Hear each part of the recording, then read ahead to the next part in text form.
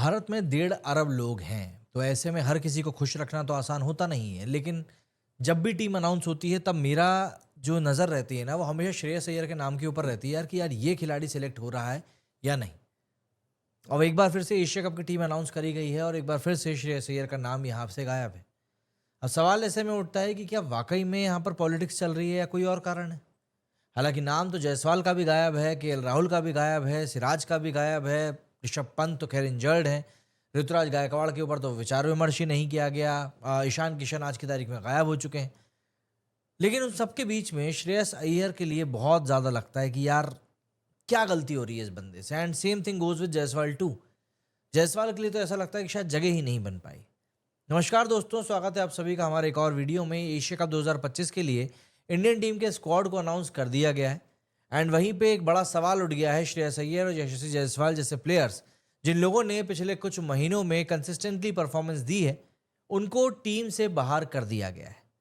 अब सवाल यह है कि क्या ये सिर्फ कंपटीशन और बैलेंस का मसाला है या फिर इसके पीछे सिंपल सी राजनीति चल रही है।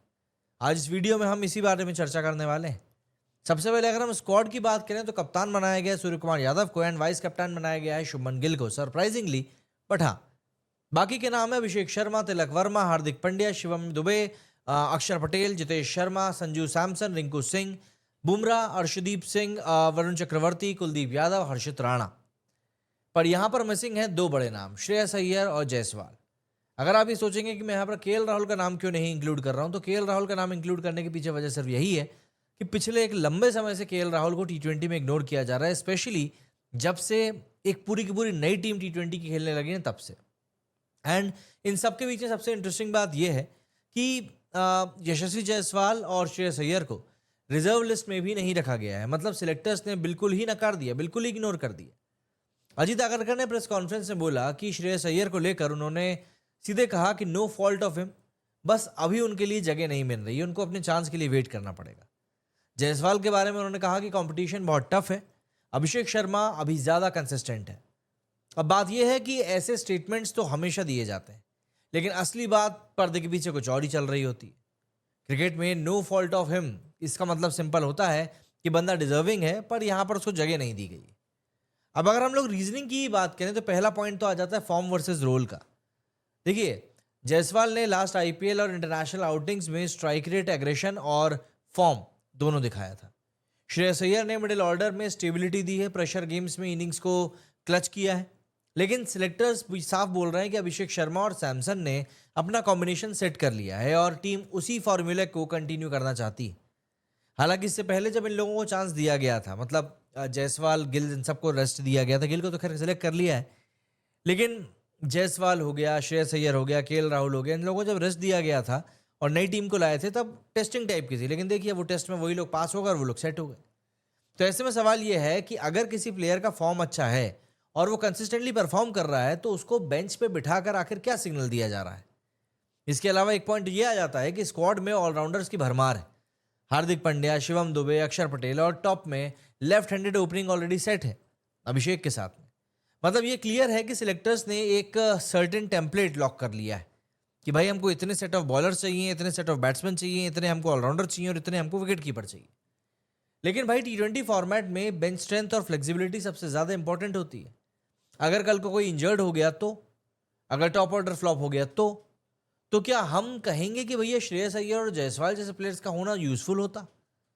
अब बात आती है असली मतलब की राजनीति की। और राजनीति भी थोड़ी बहुत नहीं भाई, यहाँ पर अच्छी खासी राजनीति चल रही है। सवाल यह है कि क्या सच में श्रेयस और जायसवाल को इग्नोर करने के पीछे कुछ और कारण है।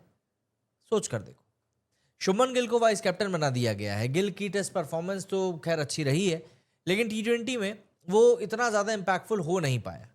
फिर भी उसको लीडरशिप रोल मिल गया। मतलब क्लियरली कुछ प्लेयर्स को यहाँ पर बैकिंग दी जा रही है। ऐसे ही हर्षित राणा के साथ में भी, हर्षित राणा को भी मतलब आईपीएल के बेसिस पे आप सेलेक्ट कर रहे हो तो फिर आप बाकियों को कैसे इग्नोर कर सकते हो। दूसरी तरफ श्रेयस अय्यर है जो कि आईपीएल और इंटरनेशनल दोनों में कंसिस्टेंट है। उसको बोला जा रहा है कि नहीं भैया, तुम्हारी कोई गलती नहीं, बस तुम्हारे लिए जगह नहीं है। यही लाइन सुन के फैन समझ जाते हैं कि यहाँ पर सिलेक्शन के पीछे कुछ ना कुछ राजनीति जरूर चल रही। और जायसवाल एक young left handed explosive opener जिसका नाम हर एक फैन की जुबान पर है, उसको ही ड्रॉप कर दिया गया। क्या ये एक तरह का सिग्नल है कि टीम इंडिया में सिर्फ उन्हीं को चांस मिलेगा जो सिलेक्टर्स और मैनेजमेंट के फेवरेट है? मेरे हिसाब से दोस्तों क्रिकेट सिर्फ रन्स और विकेट्स का गेम नहीं है, बल्कि ये एक पॉलिटिकल गेम भी बन चुका है।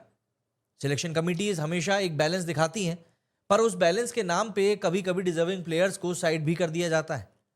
मैं मानता हूं कि ये जो स्क्वाड है ये काफी स्ट्रांग है और एशिया कप जीतने की पूरी कैपेबिलिटी रखता है, लेकिन जब फैंस देखते हैं कि फॉर्म में प्लेयर्स को इग्नोर किया जा रहा है या कुछ खिलाड़ियों को लगातार सिर्फ इग्नोर ही किया जा रहा है, तब सवाल उठना लाजमी है। तो ये थी मेरी एनालिसिस स्क्वाड के ऊपर। श्रेयस अय्यर और जायसवाल के ओमिशन के पीछे क्या रीजन हो सकता है, आप अपने कमेंट सेक्शन में जरूर बताइएगा। क्या ये सिर्फ टीम बैलेंस का मसाला है या फिर पर्दे के पीछे कुछ और पॉलिटिक्स कहानी चल रही है? मुझे लगता है कि ये दोनों डिजर्व करते थे, कम से कम डिजर्व्स में तो जगह बना पाना। आप लोग क्या सोचते हैं इस बारे में? अपनी राय को कमेंट सेक्शन में जरूर बताइएगा। और अगर आपको ये वीडियो पसंद आया तो लाइक जरूर करें, शेयर करें एंड चैनल को सब्सक्राइब करना ना भूलें। मेरे इस वीडियो में फिलहाल इतना ही। जय हिंद, जय भारत।